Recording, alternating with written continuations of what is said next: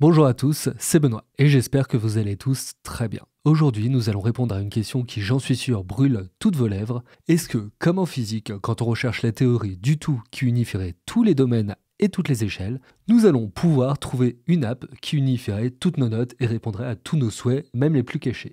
Eh bien, malheureusement, non. Du moins, pas pour le moment. Et aujourd'hui, je vais vous présenter un petit comparatif rapide entre toutes ces apps de prise de notes: Notion, Obsidian, Roam Research, Miro, Trello, Milanote, Evernote. Et pour aider à la comparaison, on va reprendre la distinction en 3 phases. Dans tous les travaux que l'on réalise, on va souvent pouvoir tomber sur une phase de design, qui est la première phase, une deuxième phase de réalisation ou de gestion de tâches, et une troisième phase d'enregistrement de la connaissance. Et actuellement, aucune app ne permet de répondre aux besoins de ces 3 phases. Et pour cause, la phase de design nécessite une liberté infinie pour que le flot de nos pensées ne soit pas interrompu par un outil. La phase de réalisation, quant à elle, nécessite plus de structure et de rigidité pour pouvoir avancer avec méthode dans nos projets. Et la phase d'enregistrement de la connaissance nécessite une liberté structurée pour tout de même garder de l'ordre dans toutes ces connaissances. Et si en plus on peut avoir une fonction pour représenter une carte de la connaissance, alors là, c'est banco. Donc a priori, peu de chance pour faire converger ces 3 approches. Et revenons à notre comparaison.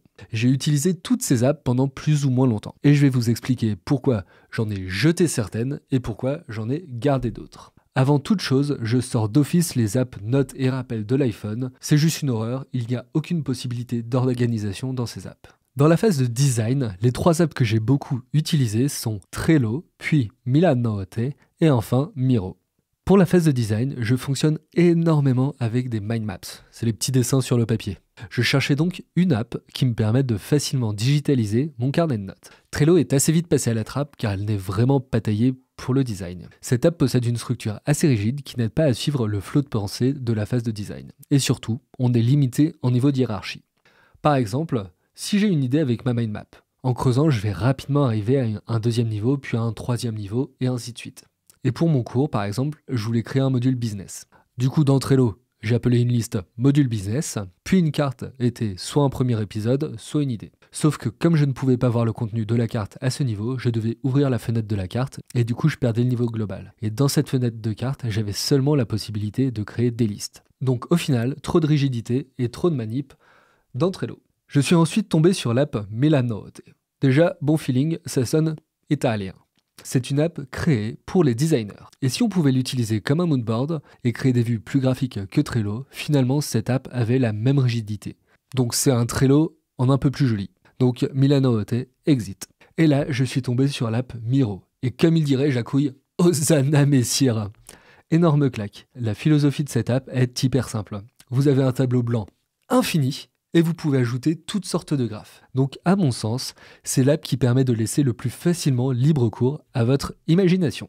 Vous pouvez aussi importer des images pour faire vos moodboards, donc finalement Miro fait le taf de Milanote, et vous pouvez ajouter des pages de texte pour vos notes, des post-it, des mind maps, etc. Et tout cela sur un seul et même tableau. Sans compter que le zoomer et dézoomer se fait hyper facilement, ce qui permet de switcher très rapidement entre une vue d'ensemble très large et une vue sur une idée particulière. Ça fait plus d'1 an que j'utilise cette app et je peux faire absolument tout ce que je veux.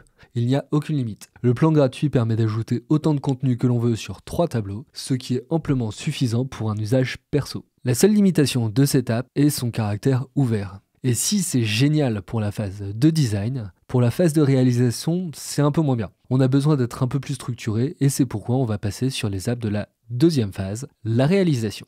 Ce que je cherchais ici, c'était un cadre suffisamment structuré qui me permettrait de réaliser toutes les idées développées pendant la phase de design. En effet, pour avancer une fois qu'on est en réalisation, on a besoin de structure pour être méthodique. Là aussi, Trello avait été mon premier choix. Mais comme indiqué dans la vidéo précédente, Trello manque cruellement d'organisation et de structure de fond.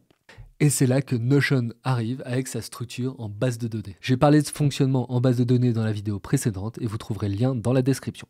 Là où Notion bat Trello à plat de couture, c'est sur la variété des outils à disposition. Non seulement vous pouvez répliquer tout ce que propose Trello, mais en plus, dans chaque page, vous avez la possibilité d'avoir un outil de traitement de texte tout à fait correct. Donc finalement, Notion remplace Trello plus Word ou OneNote. Et pendant longtemps, j'ai aussi utilisé Evernote pour la prise de notes à la volée. Et là aussi, Notion peut remplacer Evernote, et j'ai rapidement montré comment dans la vidéo précédente. Donc Notion peut facilement remplacer Evernote, Trello et Word. C'est pourquoi j'ai réduit le nombre d'apps que j'utilise et j'ai gardé uniquement Notion. Et la troisième phase qui est restée beaucoup trop longtemps de côté et j'aurais aimé en prendre conscience plus tôt, c'est la phase d'enregistrement des connaissances. Souvent, quand je prends des notes, lorsque je lis un article, un livre ou que je regarde une vidéo, si ces notes sont dans Evernote par exemple, le tout va sédimenter et les notes que j'ai prises il y a 5 ans vont se retrouver sous des tonnes et des tonnes et des tonnes de nouvelles notes. Donc autant vous dire que je n'y reviendrai jamais. Et de la même façon, si je prends des notes dans un cahier, celui-ci va finir par être rangé dans un tiroir et ne sera plus jamais ouvert. Et c'est beaucoup trop bête. On découvre plein de choses, on se fait plein de remarques pertinentes au jour le jour. Mais tout cela sombre dans les profondeurs abyssales et est rapidement oublié. Et c'est pourquoi cette troisième phase m'a semblé hyper importante depuis cette dernière année. La logique est la suivante. Notre cerveau est très bon pour avoir des idées. En revanche, il est un tout petit peu moins bon pour les conserver. Je ne sais pas pour vous, mais j'ai l'impression de me dire 20 fois par jour « Ah, je pensais à ça, mais j'ai oublié ». Et c'est à ce moment que nous pourrions utiliser l'avantage de l'ordinateur pour nous aider. Régulièrement, je reprends mes notes de la journée ou de la semaine. Et je regarde celles qui vaudraient le coup d'être conservées et lesquelles sont bonnes à jeter. Aussi, quand je lis, j'ajoute des citations et des notes perso à ma base de connaissances. Et imaginez la puissance de ce système. Dans 10 ans, je pourrai regarder la carte de mes connaissances et tout mon travail dans 10 ans pourra être enrichi de ce que j'ai découvert pendant toutes ces années. C'est comme si vous vous constituiez votre propre dictionnaire ou votre encyclopédie personnelle. Et si les encyclopédies ou les dictionnaires sont assez factuels, grâce à votre outil perso, vous pouvez aussi enregistrer toutes vos pensées.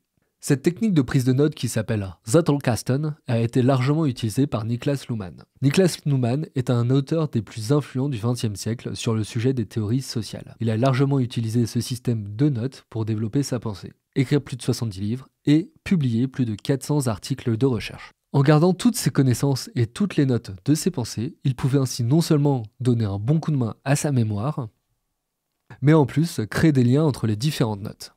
Et en écrivant toutes ces notes, notre cerveau n'est plus sollicité pour faire un effort de mémoire pour tout retenir. Il peut alors utiliser toute cette énergie et toute sa créativité pour faire émerger de nouvelles idées. C'est la base de la créativité. Associer des idées qui initialement n'avaient absolument rien en commun. Les deux outils que j'ai testés dans ce domaine sont Obsidian et Roam Research. Et je vous recommande de partir sur Obsidian pour 2 raisons. Déjà, il est gratuit et toutes vos données sont sur votre ordinateur.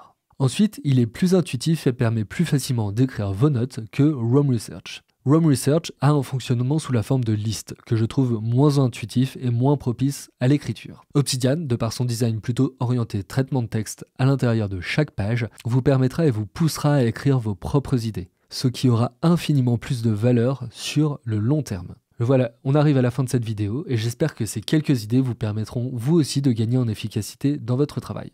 N'oubliez pas, un outil est efficace seulement s'il est utilisé à bon escient. Et vous avez maintenant 3 nouveaux outils. Miro pour la phase de design de vos idées et de vos projets, Notion pour la phase de réalisation et Obsidian pour enregistrer toutes vos connaissances. Je vous souhaite une super journée à tous et je vous dis à la semaine prochaine. Ciao!